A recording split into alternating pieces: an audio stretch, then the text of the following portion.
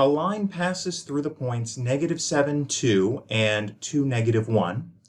We are asked to find the equation of a perpendicular line that passes through 4, -6. So let's first recall that the slopes of perpendicular lines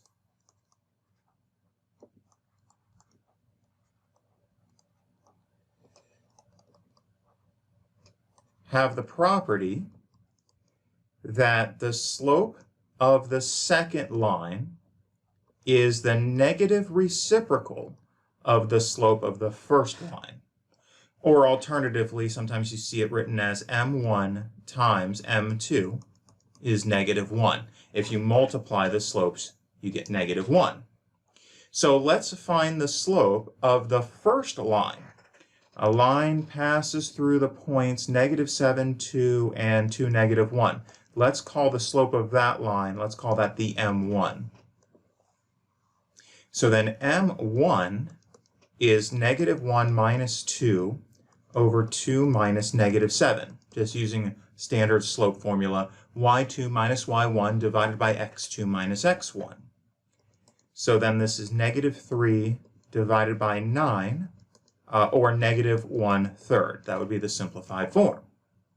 So if the slope of the first line is -1/3, then m2, the slope of the second line, is the negative reciprocal of -1/3, which is +3. So the slope of the second line is 3, and we need the line to pass through 4, -6. All right, so we have the slope 3. So we have m equals 3. That's what we want to use. And it passes through the point 4, -6. I can use the point slope formula, or the point slope form of the line. Sorry, that point should be 4, -6, and I wrote down -4.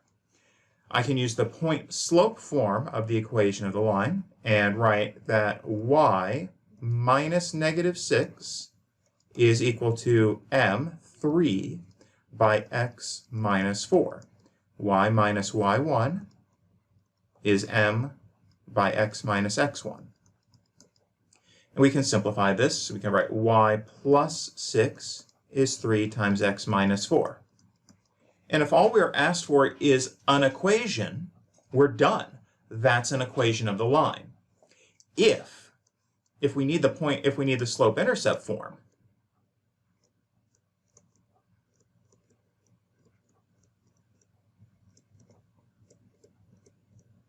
well, then we can take this point slope form, apply the distributive property on the right-hand side. Y plus 6 is 3x minus 12.